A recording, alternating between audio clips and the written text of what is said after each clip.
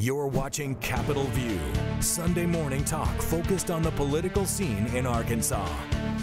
Welcome back to the program. Joining me now, Matt Campbell. He is the leader of the Blue Hog Report. Good to see you. Good to see you. Yeah, you were scheduled to come on last week, but you came down with COVID. I'm assuming that you're okay now. You feeling better? Yeah, feeling a lot better, thankfully. I mean, a lot shorter this time than the last time I had it. The COVID, not your height or anything. Right, yeah. Like, just making sure. All right, you have been using the Freedom of Information Act for years, quite frankly, but most recently you're reporting on the Arkansas State Police as it pertains to airplane expenses, some of the things surrounding Governor Sarah Huckabee Sanders, and which, quite frankly, was the reason for the special session, although nobody wants to admit that. I want to set the premise first for information that surrounds the security of the governor's detail or other elected officials. Do you think that that should be exempted from the FOI? If we could get a definition of what they think actually, is security information, then yeah, sure. I mean, something objective, because it's somewhat subjective right now. Right. I mean, because what they're talking about right now and into that special session was finding out who flew with her on state police-owned airplanes after the fact. So this is not anything where somebody could have that information and do anything with it in real time or ever. It's all past tense information.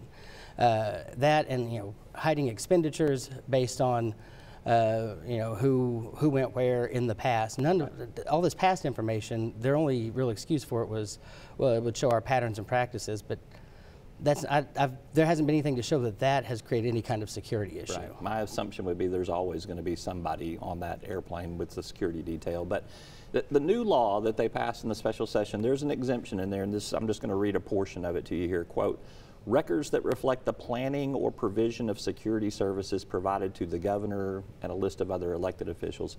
Why is that not complete enough? Complete enough in terms of clear enough. Oh. Well, the problem is in the very first word there, records. The Freedom of Information Act applies to records by definition. So as soon as you have that in there, it becomes circular, but also it just swallows everything. And as vague as like the provision of security, they've basically written it so that anything that the state police do or spend or say or at all that involves any constitutional officer is going to be exempt. So you can't find expenditures. They're even hiding when they're using the state police plane for other people. But is that interpretation, because it says the records that reflect the planning or provision of security services provided? I mean, that to me seems like that would be something pretty finite that could be defined. You would think, but the state police denied me my request for records before that provision existed by dishonestly saying there was already a statute that exempted these security records. And all I was asking for were the flight logs, from previous flights and who was on them. So given that they have already lied about what they thought was covered, now that they have something that is as broad as records, anything they want to say is safety related is going to fall under that. They technically provided you the information you were looking for on those travel logs.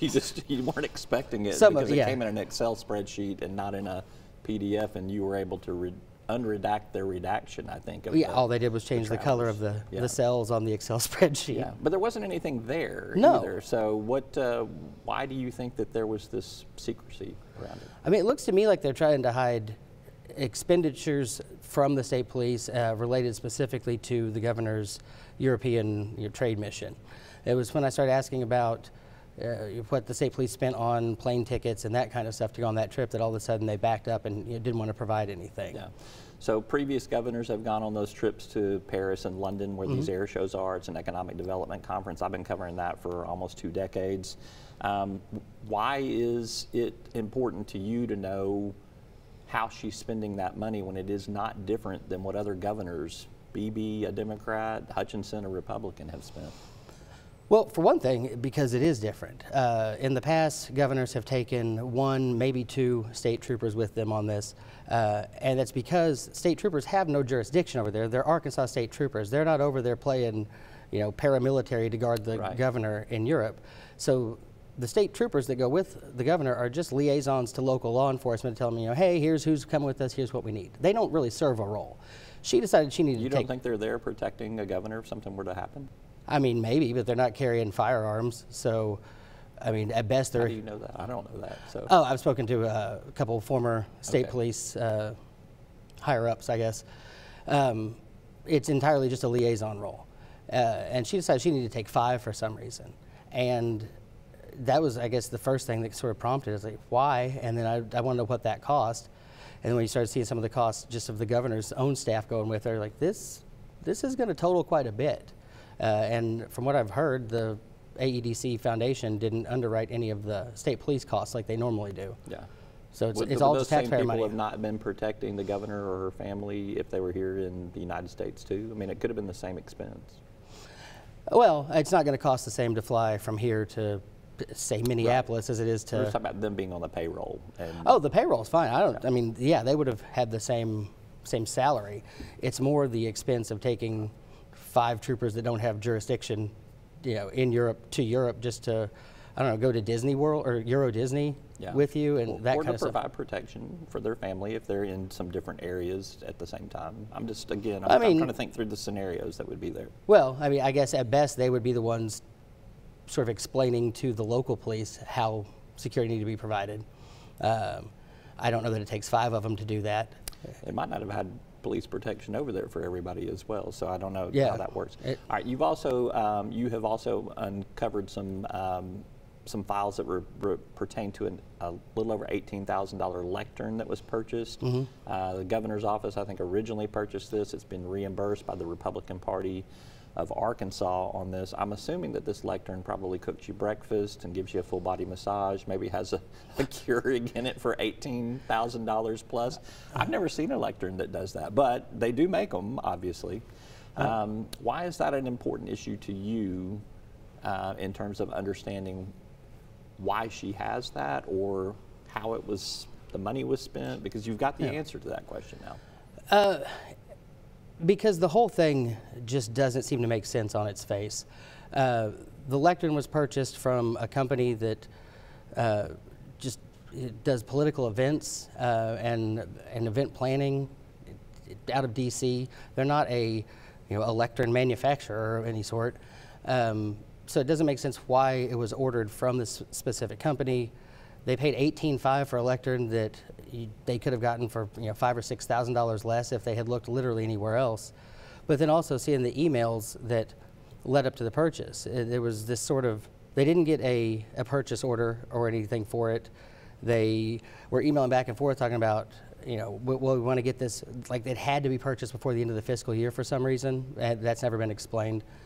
And then we still don't know if they even have it. Nobody's seen it. The governor's being weird about, oh, we have it.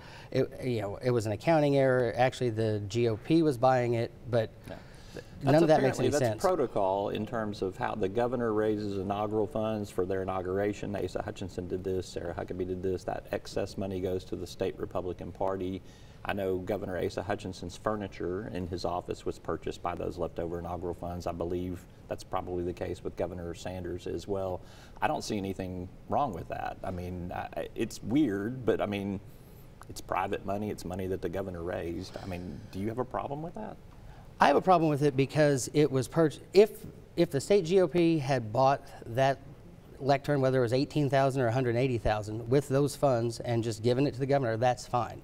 My problem with it is the lies that we're told to get to purchase it with a state credit card, and it didn't get reimbursed for over 3 months until I asked about it, and I got a couple documents and started asking, like, why did you spend this? And then all of a sudden, an invoice with a hand-scrawled to be reimbursed shows up, and the GOP cuts a check the next week. That's my question. I'm just going back to put all of this in some context. When you look at everything that you've reported on in here, no one broke any laws that we know of. No one exceeded any spending authority that we know of. Why is this news?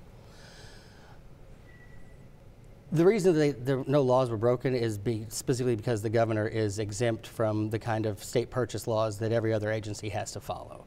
So, I mean, if they're just... So that's not an issue. Well, it's kind of an issue. I mean, the fact she's that exempt. Well, the fact that they had to call up and get their state credit card credit limit raised so that they could hurry and buy this thing that, according to them, is not state property and was never meant to be purchased with state funds and it was just an accounting error, I don't know how you go and get your credit limit increased to buy something that you never meant to buy with state funds in the first place. Right. That's my question. What's going on? Why did it take 3 months to get reimbursed if this was something that the GOP was always going to purchase? Yeah.